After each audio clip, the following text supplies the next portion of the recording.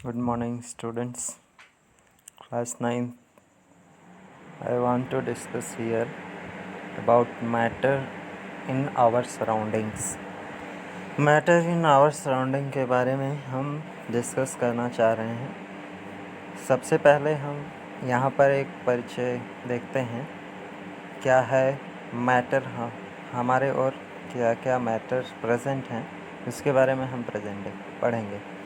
जैसा कि हम जानते हैं कि मैटर मीन्स जो होता है, मैटर मीन्स होता है anything that occupy space, has some mass and can be perceived by out sense. Other words में अगर हम कहें तो matter is used to cover all the substances and the materials from which the universe is made. कहने का मतलब ये है कि जो भी कुछ हम अपने चारों तरफ देखते हैं, जो हाउसेस जो देखते हैं, आप अलग अलग घर देखते हैं जो बना हुआ होता है, वो मैटर होता है, मैटर का बना होता है। जैसे पेंसिल है, पेन है, टेबल है, फूड है, जो भी हम खाते हैं, कपड़ा जो पहनते हैं, वो सब मैटर होता है। सो मैटर क्या है? मैटर जो स्पेस ऑक्यूपाई करे, जगह घेरे और जिसका कुछ मास हो, उसको हम मैटर कहते हैं। इन द सेंस अगर हम ये बात करें कि ओवरऑल जो कवर करता है सब्सटेंस, मटेरियल, जिससे पूरा यूनिवर्स मिलकर बना है, ये संसार मिलकर बना है, उसको हम मैटर कहते हैं। अब कंपोजिशन अगर मैटर का देखें तो 5 जो एंशियंट टाइम में, पुराने समय में 5 रिसर्चर्स 5 चीज़ों को मानते थे। जो फिलासफर थे वो बताते थे कि जो मैटर है वो 5 चीज़ों से मिलकर बना है, 5 तत्वों से मिलकर बना है। उन 5 तत्वों को हम क्या कहते हैं? 5 तत्व अगर हम देखें तो यहाँ पर पहला तत्व है एयर, जिसको हम हवा कहते हैं। दूसरा है अर्थ, अर्थ का मतलब है पृथ्वी, जो धरती माता है हमारी, ये है जिसको पृथ्वी कहते हैं।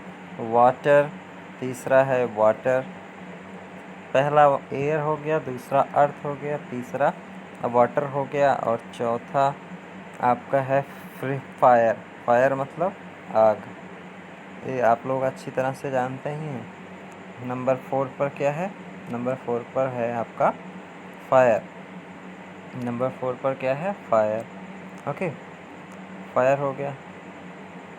नेक्स्ट, और अगर हम 5 नंबर पे बात करें तो 5 नंबर पे है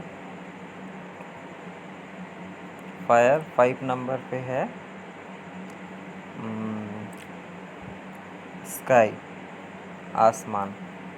ये 5 एलिमेंट्स हैं जिनसे मिलकर क्या बना है? मैटर।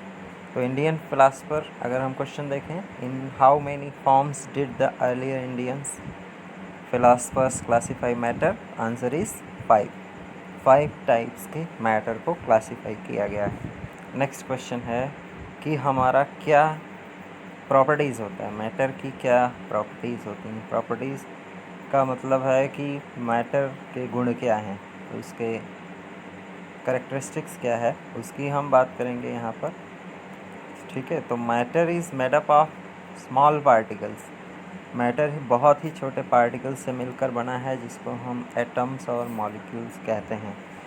तो इसमें से अगर हम देखें तो कौन सा 5 ऐसा सब्सटेंस है जो मैटर है। मैटर की बात करें तो यहाँ पर chair, air, almond, cold drink, ठीक, ये सभी क्या हैं?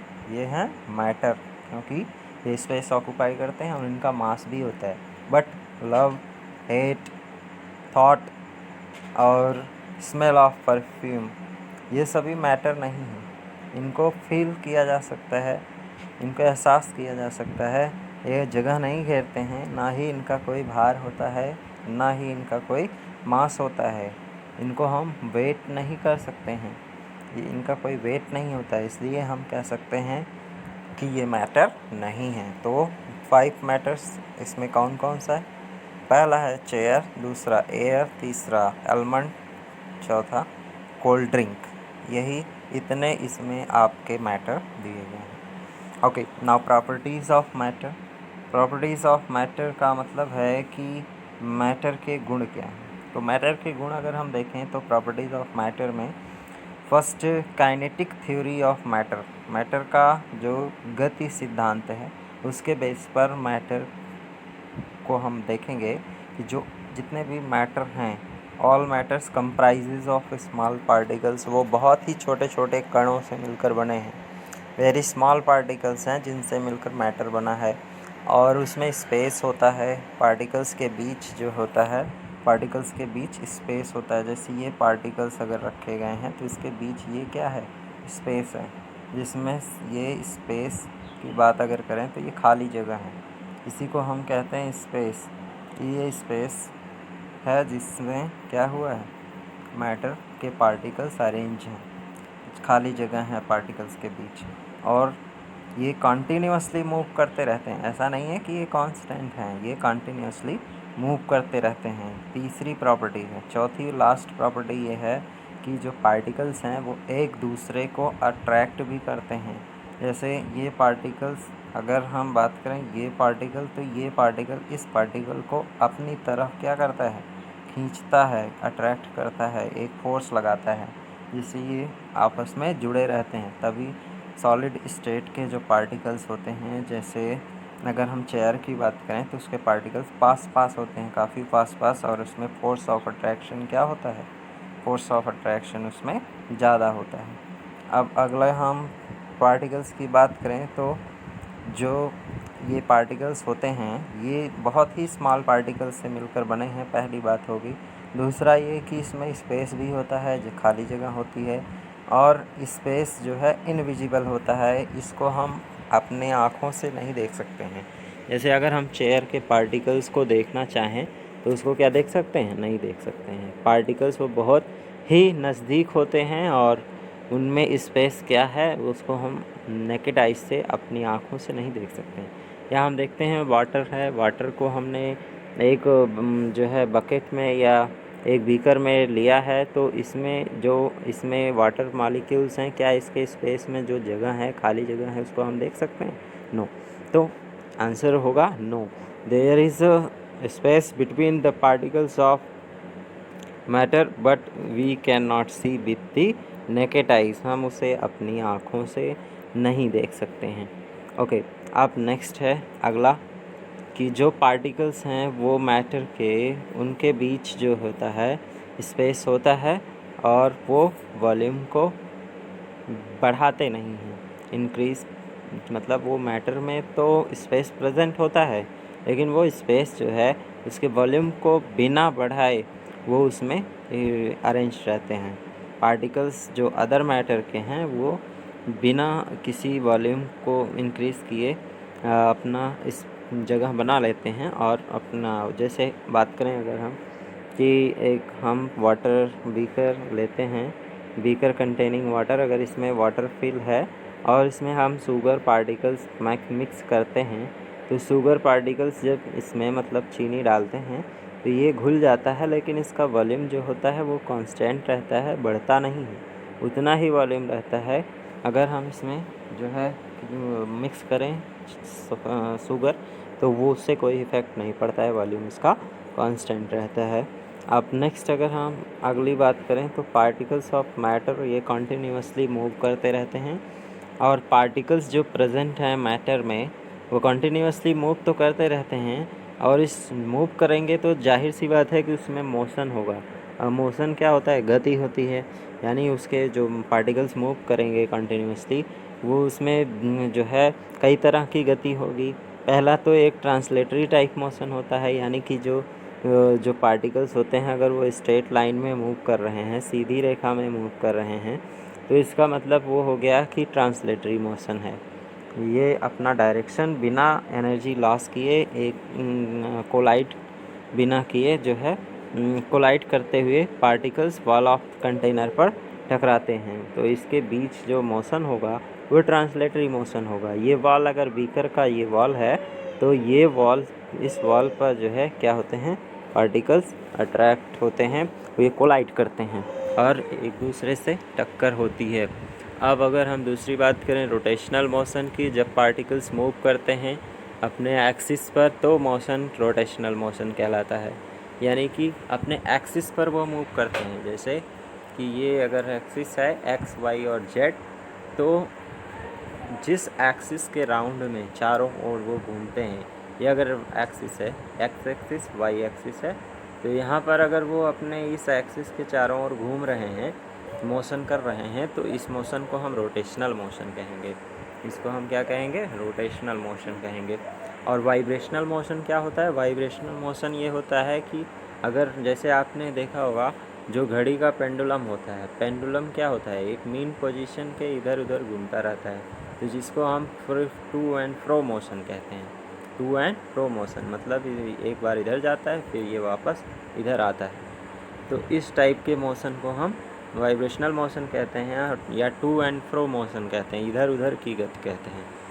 तो ये पार्टिकल्स जो है, इनका स्ट्रक्चर जो होता है वो रिजिड होता है। पार्टिकल्स ऑफ मैटर एक दूसरे को अट्रैक्ट भी करते हैं, इनके बीच एक जो फोर्स अप्लाई होता है जिसको हम फोर्स ऑफ अट्रैक्शन कहते हैं, इसके कारण जो है ये एक दूसरे को क्या करते हैं? अट्रैक्ट करते हैं।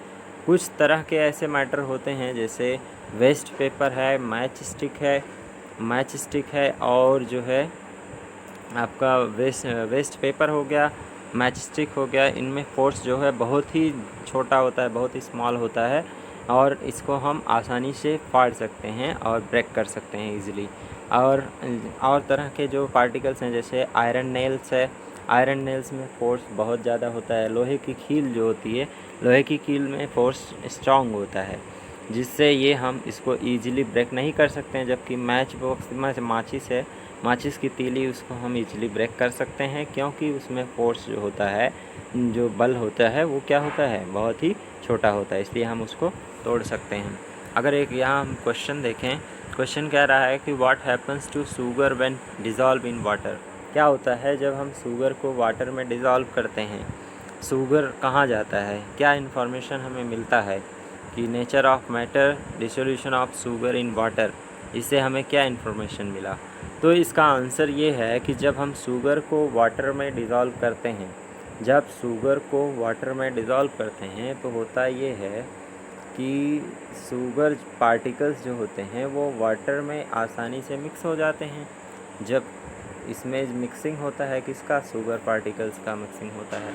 जब शुगर पार्टिकल्स इसमें मिक्स होते हैं तो क्या होता है?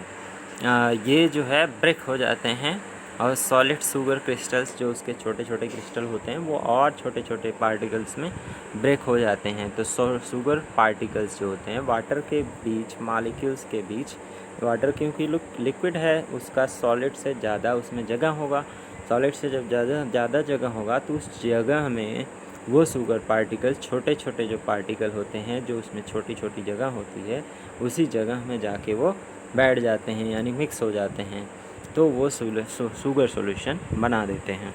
और जो शुगर उसमें मिक्स हो जाता है, उससे हमें क्या पता चलता है? हमें ये पता चलता है कि जो मैटर है, शुगर और वाटर है, वो छोटे छोटे पार्टिकल से मिलकर बना है, और जो पार्टिकल्स ऑफ मैटर है, यानी वाटर का पार्टिकल है, उसमें स्पेस होता है, और उस स्पेस को शुगर ऑक्यूपाई कर लेता है। इतनी बात हमें पता चलती कहाँ से? डिसोल्यूशन ऑफ शुगर से, डिसोल्यूशन ऑफ शुगर से, यानी कि हम जब शुगर को मिक्स करते हैं तो ये हमें पता चलता है।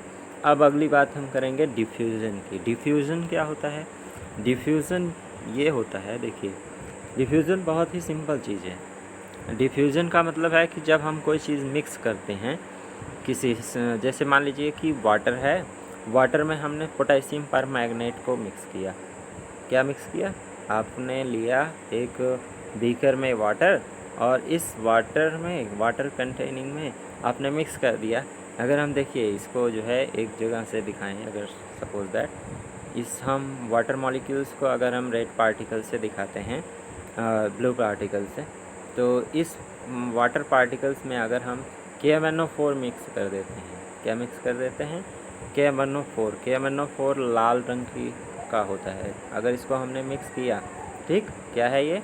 रेड कलर में जो है ये है आपका, ये है KMnO4। ये क्या है? ये है KMnO4, जिसको हम पोटेशियम परमैंगनेट कहते हैं। Potassium permanganate. जब इसको हम मिक्स करते हैं तो ये पूरा फैल जाता है और इसका जो वाटर का कलर हो जाता है वो जो है रेड कलर में हो जाता है। तो ये जाता क्या है, ये मिक्स हो जाता है, स्प्रेड होने के बाद ये मिक्स हो जाता है पूरी तरह से वाटर में विथ दूसरे सब्सटेंस के साथ। कौन सा इसके साथ सब्सटेंस है, वाटर। वाटर के साथ ये KMnO4 मिक्स हो जाता है क्योंकि इसके जो पार्टिकल्स होते हैं KMnO4 के, वो इसी बीकर में मूव करते हैं, इसके पार्टिकल्स मूव करते हैं और यही स्प्रेडिंग, यही मिक्सिंग फिनोमिना जो होता है, इसी घटना को हम क्या कहते हैं, डिफ्यूज़न कहते हैं। तो डिफ्यूज़न का मतलब ही है कि जब एक सब्सटेंस को दूसरे सब्सटेंस में मिक्स करते हैं और वो पूरी तरह से उसमें मिक्स हो जाता है, स्प्रेड फैल जाता है, जैसे इंक। दूसरा एग्जांपल हम ले सकते हैं कि अगर हम इस बीकर में, वाटर में हमने क्या मिक्स कर दिया, इंक, स्याही मिक्स कर दिया, वो भी पूरी तरह से फैल जाती है और पूरी तरह से मिक्स हो जाती है। तो उस चीज़ को मिक्सिंग, जो स्प्रेडिंग है, उसी चीज़ को हम क्या कहते हैं, डिफ्यूज़न कहते हैं। तो डिफ्यूज़न लिक्विड और गैस दोनों में होता है, गैसेस में भी होता है।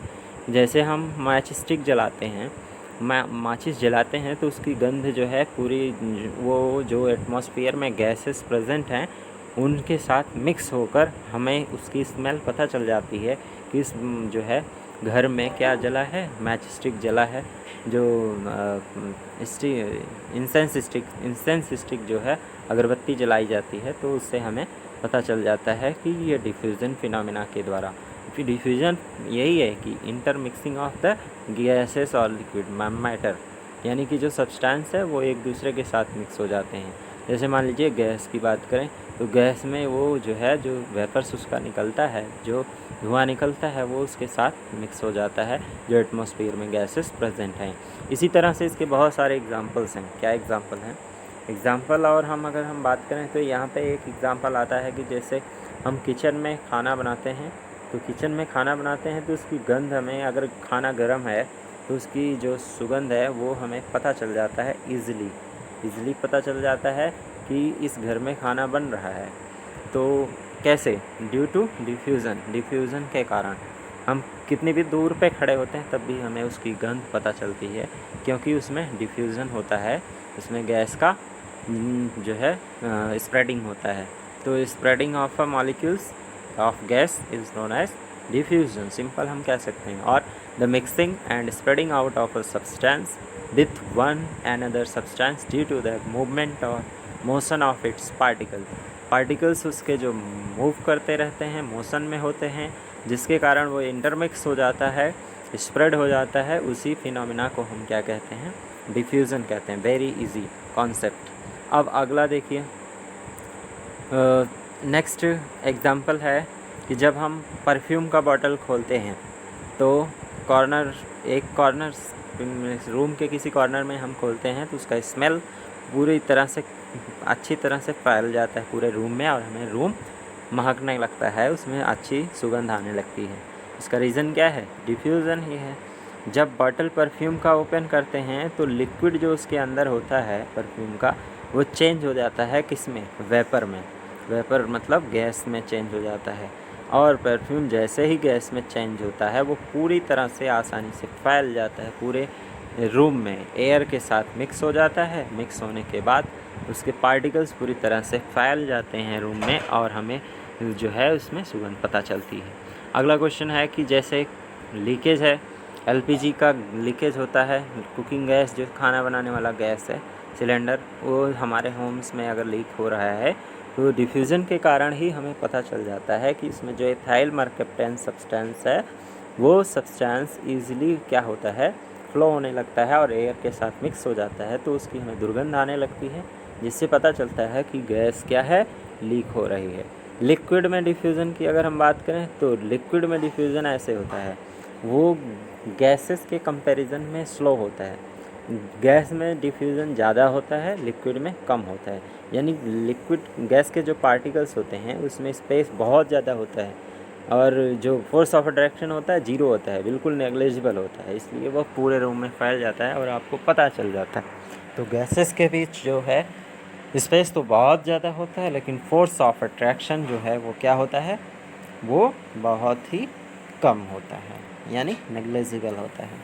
सॉलिड इन लिक्विड अगर हम बात करें क्रिस्टल ऑफ पोटेशियम परमैग्नेट, अगर उसको हम बीकर में डालते हैं तो वो पर्पल कलर का हो जाता है। पोटेशियम परमैग्नेट पूरी अच्छी तरह से वाटर में फैल जाता है, स्लोली फैलता है, क्योंकि उसका जो फोर्स ऑफ अट्रैक्शन है वो स्ट्रॉन्ग है, इसलिए ज़्यादा उसको टाइम लगता है थोड़ा सा स्प्रेड होने में।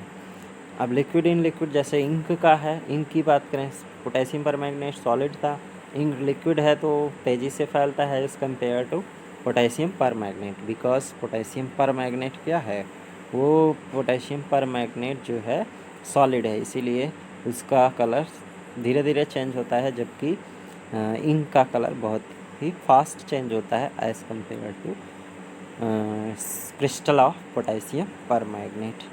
नेक्स्ट अगला बात करेंगे गैसेस, जैसे कार्बन डाइऑक्साइड गैस और ऑक्सीजन गैस है। तो कार्बन डाइऑक्साइड जो गैस है या ऑक्सीजन जो गैस है, CO2 और O2 ऑक्सीजन गैस, ये इसेंशियल होता है जो एनिमल्स प्रेजेंट होते हैं, किसमें, एनिमल्स जो प्रेजेंट होते हैं वाटर में, यानी जिनको हम एक्वाटिक एनिमल्स या प्लांट्स कहते हैं, उनके लिए CO2 ऑक्सीजन बहुत ही इसेंशियल होता है, ज़रूरी होता है।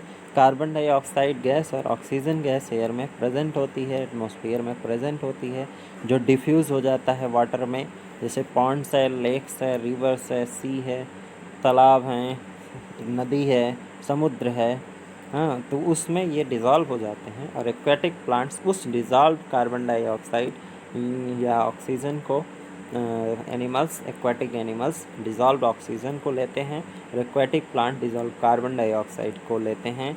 Dissolve carbon dioxide aquatic plants को फूड का प्रिपरेशन करने में मदद करता है with the help of process photosynthesis process के द्वारा। और ब्रीथिंग पर्पस के लिए ये कौन यूज करता है, ब्रीथिंग पर्पस के लिए एक्वेटिक एनिमल्स क्या यूज करते हैं, डिज़ोल्व्ड ऑक्सीजन, जिसको हम DO कहते हैं, बहुत ही इम्पोर्टेंट टर्म है डिज़ोल्व्ड ऑक्सीजन। जो ऑक्सीजन वाटर में डिज़ोल्व होती है उसको हम डिज़ोल्व ऑक्सीजन कहते हैं। और इसका यूज कौन करता है, इसका यूज करते हैं एक्वेटिक एनिमल्स, फॉर किसके लिए, फॉर ब्रीथिंग पर्पस, ब्रीथिंग के लिए। अब डिफ्यूज़न इन सॉलिड्स देखें तो ये स्लो प्रोसेस है as compare to liquid and gas. Okay, अब देखिए ब्लैक बोर्ड पर जैसे हम कुछ लिखते हैं तो वो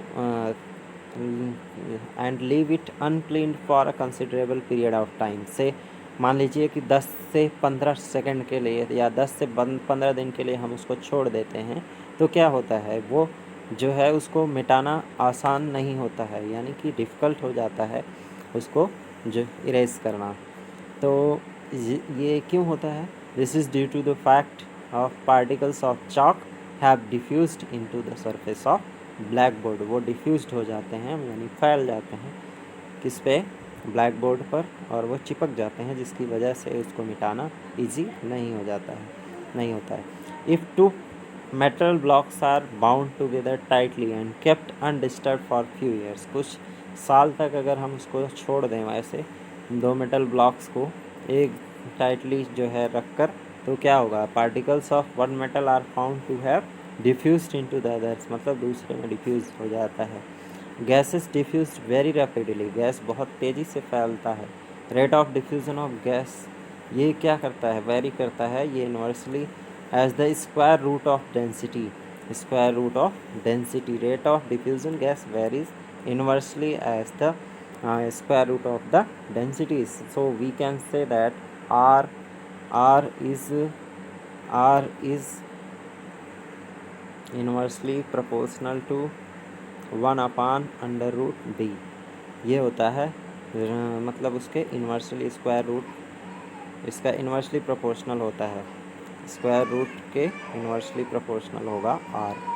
okay, r is inversely proportional to 1 upon under root D, 1 upon under root D होगा, ये ध्यान रखना formula. Rate of diffusion always inversely proportional to square density, square root of density. Okay, next after that force of attraction और cohesion, ये क्या होता है? Some force of attraction between particles of matter which bind them together, जो उस force of attraction जो उसको कुछ देर तक बांधे रहता है, इस फोर्स ऑफ अट्रैक्शन को हम कहते हैं फोर्स ऑफ अट्रैक्शन और कोहेशन फोर्स। जिस फोर्स ऑफ अट्रैक्शन से पार्टिकल्स ऑफ मैटर बाइंड रहते हैं, एक दूसरे से बंधे रहते हैं, उन फोर्स ऑफ अट्रैक्शन को हम क्या बोलते हैं? कोहेशन फोर्स या फोर्स ऑफ अट्रैक्शन। जनरली हम फोर्स ऑफ अट्रैक्शन मैक्सिमम कब होता है? जब पार्टिकल्स जो है का जो सॉलिड पार्टिकल्स हैं, यानी सॉलिड मैटर के जो पार्टिकल्स हैं, मिनिमम होता है क्या? Minimum in the particles of gaseous matter. सबसे ज़्यादा किस में होगा? मैक्सिमम होगा सॉलिड मैटर में, और गैसियस मैटर में क्या होगा? कम होगा। मिनिमम होगा क्या? Force of attraction. तो सबसे ज़्यादा फोर्स ऑफ अट्रैक्शन किस में होगा? Particles of matter, solid matter. Okay, next अब अगली बात करेंगे यहाँ पे हम। नेक्स्ट क्या है?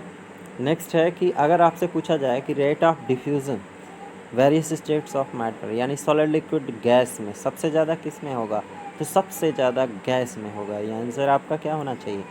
Gas. Gas very fast rate of diffusion होगा, जबकि आपका लिक्विड में फास्ट होगा as compare to solid. Solid में सबसे स्लो होगा। Okay, so solid less than liquid, solid less than liquid, less than gas. This is the order of diffusion in the various states of matter. Okay, now let us move towards three states of matter. What is that? Solid, liquid and gas. There are three states of matter. तीन अवस्थाएं होती हैं matter की। Solid in the form of ice, example water, liquid and water vapours is gas. तो solid और liquid और gas में क्या डिफरेंस है, ये हम देखते हैं। तो सॉलिड जो होता है, सॉलिड जो होगा वो क्या होगा? वो जो है उसका शेप और वॉल्यूम फिक्स होगा। जो सॉलिड होगा उसका एक फिक्स शेप होगा और फिक्स वॉल्यूम होगा। और ये हार्डर होते हैं, ये जो है कठोर होगा लिक्विड और गैसेस से। लिक्विड का वॉल्यूम तो फिक्स होता है लेकिन उसका शेप फिक्स नहीं होता है, यानी कि हम अगर लिक्विड को किसी भी कंटेनर में रखें, चाहे वो जिस भी शेप का हो, तो उसी शेप का वो वही वाटर जो है उसी शेप को ऑक्यूपाई कर लेगा, या कोई भी लिक्विड जो होगा उसी शेप को ऑक्यूपाई कर लेगा जिस शेप का कंटेनर होगा। सपोज़ दैट अगर हम वाटर को बीकर में लेते हैं तो वो बीकर का शेप ले लेगा, अगर उसको बकेट में रखेंगे तो बकेट का शेप ले लेगा। उसका शेप फिक्स नहीं होगा, लेकिन वॉल्यूम कैसे फिक्स होगा? क्योंकि जितना ही उसका वॉल्यूम होगा, सपोज़ दैट वाटर का आप जिस बीकर में रख रहे हैं उस बीकर का वॉल्यूम 200 ml है, तो उसमें आप 300 ml वाटर नहीं रख सकते हैं, तो इसका वॉल्यूम क्या होगा? फिक्स होगा। ओके, गैसेस क्या होती हैं? गैसेस का कोई फिक्स शेप ना तो फिक्स वॉल्यूम होता है, ना ही उसका फिक्स शेप होगा ना ही फिक्स वॉल्यूम होगा। यानी ये जितना भी स्पेस अवेलेबल है, यानी कि रूम में जितना स्पेस है उस रूम में उतना स्पेस ऑक्यूपाई कर लेगा। हो सकता है कि रूम के बाहर भी गैस स्प्रेड कर जाए, तो उसका कोई वॉल्यूम और शेप फिक्स नहीं होगा। किस शेप में है ये भी फिक्स नहीं होगा, किस शेप में वो ऑक्यूपाई करेगा। सिलेंडर में आपने डाला, सिलेंडर का शेप ऑक्यूपाई कर लिया, आपने प्रेशर रिलीज़ किया, वो जो है कमरे में फैलने लगा, उसका वॉल्यूम ले लिया, उसका शेप ले लिया। ठीक, तो ये जो है गैसेस का कोई फिक्स शेप या फिक्स वॉल्यूम नहीं होता है। Now fourth one is plasma. Plasma state क्या होता है? ये फ्यूज्ड और आयनिक स्टेट ऑफ मैटर है जो कि प्रेजेंट होता है very high temperature like core of the sun star. Sun पर क्या होता है? टेम्परेचर बहुत ही ज़्यादा होता है। तो fused ionic mass of natural neutral as it consist of positive ions. इसमें पॉजिटिव आयंस होते हैं। इसमें क्या होते हैं? इसमें होते हैं पॉजिटिव आयंस। इसमें क्या होते हैं? Positive ions. किसमें? प्लाज्मा में। प्लाज्मा में पॉजिटिव आयंस होते हैं। पॉजिटिव आयंस होते हैं ये कोर ऑफ सन और स्टार्स में, like helium. Approximately 99% of universe is fused ionic mass. 99% जो संसार का मास है वो फ्यूज्ड आयनिक मास है। Okay, So this is all about matter in its our surrounding. Now one more thing I want to discuss here in next class about the interconversion of states of matter. There are different states of matter और उनके interconversion को कैसे हम जो है देख सकते हैं, ये हम नेक्स्ट क्लास में पढ़ेंगे कि कैसे हम सॉलिड को लिक्विड में, लिक्विड को गैस में, गैस से लिक्विड में चेंज कर सकते हैं, interconversion, that is in next class. Thank you so much.